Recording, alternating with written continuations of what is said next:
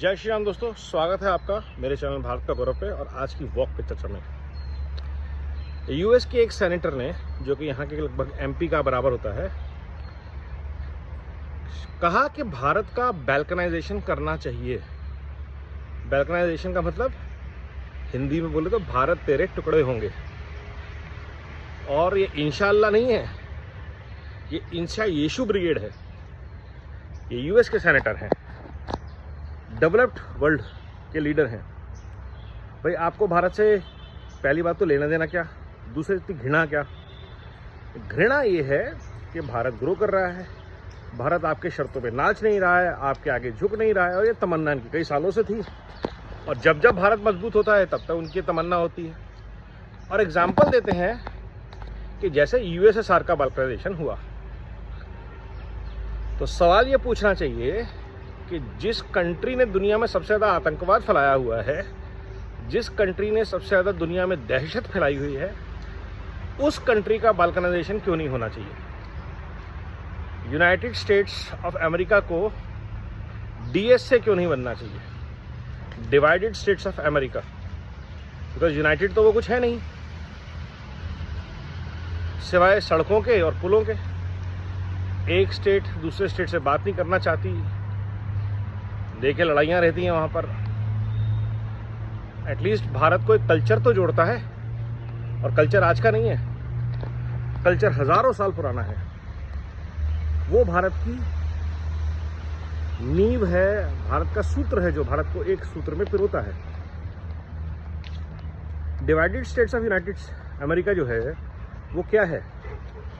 Civil war से बनी हुई कंट्री, जिसने सबसे पहले वहाँ के जो नेटिव लोग थे, रेड इंडियंस जिनको बोला जाता था, उनको ख़त्म किया, वहाँ के कल्चर को ख़त्म किया। आज उस कल्चर का कोई नाम लेवा नहीं है। वहाँ पे जितने लोग काम करने आए वो सारे दुनिया भर के क्रिमिनल्स थे या मजदूर थे।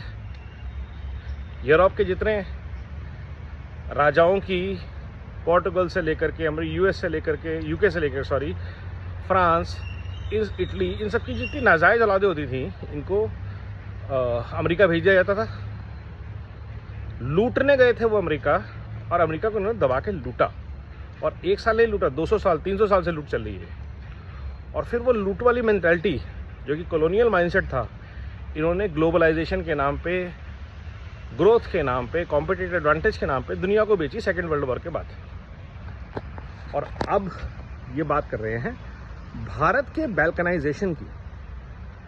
आप सोचिए कि एक देश, और उससे छोटा सा एमपी जैसा हमारे यहाँ राहुल गांधी है, वो ये बातें क्यों कर रहा है?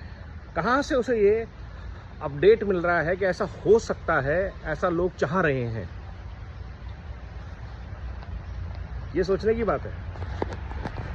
और ऐसे ही लोगों से, दीमकों से, शर्जील इमाम और उमर खालिद के मेंटोरों से, चाहे वो जर्नलिस्ट हों, चाहे वो वकील हों, चाहे वो पॉलिटिशियंस हों, भारत को मुक्ति चाहिए। हम भी चाहते आज़ादी, गद्दारों से आज़ादी, देशद्रोहियों से आज़ादी, लुटेरों और भ्रष्ट नेताओं से आज़ादी। भारत मांगे आज़ादी। और ये जब आज़ादी भारत छीन रहा है, तो उन ग्लोबल फोर्सेस को दर्द हो रहा है जो डीप स्टेट की एसेट्स हैं, और जो लाल जिहाद के नेटवर्क को भारत में सपोर्ट करती आई हैं इतने टाइम से। इन वन फॉर्म और दी अदर, एनजीओ बना लीजिए, चैरिटी रन कर लीजिए, चर्च रन कर लीजिए, कॉन्वेंट्स बना लीजिए। एजुकेशन सिस्टम्स तो ब्रिटिश बनाई गए, मैकाले सिस्टम ऑफ क्लर्क्स। तो ये जो माइंडसेट चल रहा है, जब इसके अगेंस्ट भारत खड़ा हो रहा है, तो वो लोग बात करते हैं भारत को टुकड़े टुकड़े में बांटने की, क्योंकि वो यूएसएसआर में कर चुके हैं, और इसको दोबारा नहीं होने देना।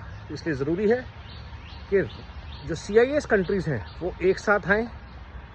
यूनाइटेड स्टेट्स ऑफ, अगर रशिया नहीं आ सकती तो उस और नाम से आएँ, बट अमेरिका और यूरोप की, नेटो की हेगेमनी के अगेंस्ट ग्लोबल साउथ को, पुरानी से पुरानी संस्कृतियों को खड़ा होना पड़ेगा।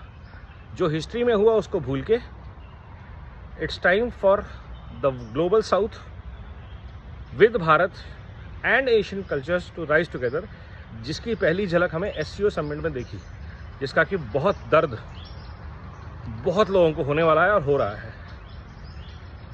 तो बाल्कनाइजेशन तो बहुत दूर की बात है, वक्त आ गया है डिवाइडेड स्टेट्स ऑफ अमेरिका बनाने का, फॉर अ बेटर वर्ल्ड। नमो भारत, वंदे मातरम, जय हिंद।